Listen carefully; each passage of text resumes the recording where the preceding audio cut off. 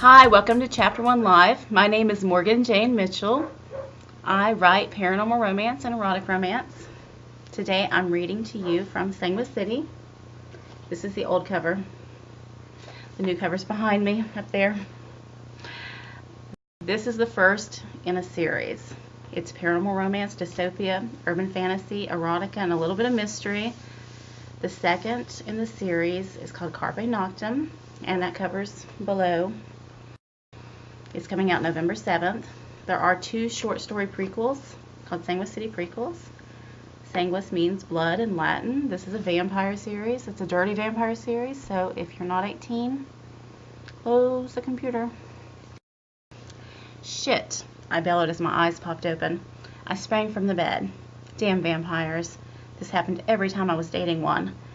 Anemia was worse than a hangover. My feet hit the floor. The stainless steel was ice cold, and even my panic didn't stop me from hopping to the plush Persian rug to avoid it. Don't worry, you have 20 minutes. A muffled but masculine voice called from under the bed. Wiggling into my jeans, I started searching for my sweater. No worries, I'll just let myself out, I sang in a cheerful tone. If I was late for work one more time, I would lose my license. Luckily, I could just throw my lab coat over my wrinkled clothes. Score one for me. Aren't you even going to give me a proper goodbye? The words made my hand pause on the doorknob. Of course. I pretended like I wasn't rushing away, but he would know better. They knew everything about you. Your heart rate and blood pressure. Hell, he probably even knew I was on probation and wanted me to lose my job. Blowing out air, trying to ease my frustration, I tiptoed back a few steps. It was worth a shot. Then I strode casually over and knelt by the bed. I found the lever and pulled, causing the top mattress to move to one side as if it were floating. Beneath it was the vampire's daybed, the compartment under his recreational bed. It was quite roomy, being built into the floor of this 100-story building. We were on the 66th floor, and thinking of how long the elevator ride was likely to be at this time of day made me cringe. Inside was a man that was centuries old, but looked comfortable, sleeping in silk boxers, with messy hair, gorgeous 25. I hope that look isn't for me, he replied dryly. I rolled my eyes, but wiped the worried look off my face. Seeing him always caused an involuntary smile anyway, so I let it take over. Aubrey, I've got to go. I'll see you later. I leaned over and kissed his cold cheek. He had other ideals, pulling me down into a full-blown kiss. I gave in for about 3 seconds before I straightened up and announced, "See you later." I raced towards the door. At work, the tick of the tasteless office clock sounded like a drum, and I jerked my head straight.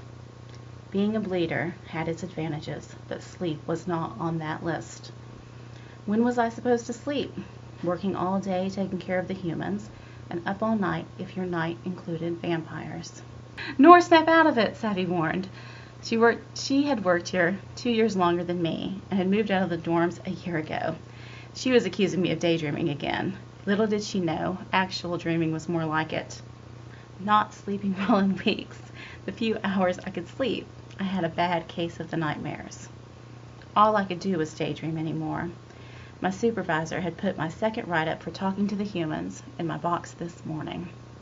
At this rate, I would never earn the credits to move out of the university dorms. Making a face, I showed my wide eyes to my best friend and took another blood sample from my patient, a cute little girl getting ready to turn 8. I was so pleased the tiny thing was healthy. I hated to red stamp the young ones. Quarantine was a bitch, from what I've heard. I would find out all about it when my clearance level rose next week, if I made it that long. I remembered the words of the head supervisor warning me in private last week. I know you were raised a human. I hope that won't interfere with your job performance. You came highly recommended from the university, but I'm watching you. The Wicked Witch of the East Wing peeked behind the curtain as if triggered by my thought. Tried to hide the fact that I wasn't dressed for work. I would put on some spare scrubs at lunch. Dana's bushy eyebrows drew together as she pointed at me as if people didn't realize she was watching me already. My boss held me to a higher standard than most. Dana was raised in this city and didn't have the liberal views I did being raised around humans. To her, humans were fragile, coughing, sneezing, and oozing from every orifice. Taking care of the human race was now my job. If there were a way, I would have stayed home, I ranted in my head. Screwing my lips together, I puckered sideways, trying to stave off the sad look that was sure to accompany the swell of sorrow before it passed.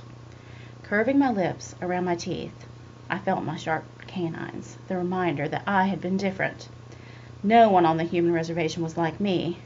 Lucky me, I was born with fangs. Thanks for watching. You can find out more about Sanguis City at www.sanguiscity.com or on my website, www.themorganjane.com. Click to subscribe to Chapter 1 to listen to more Chapter 1. Thank you.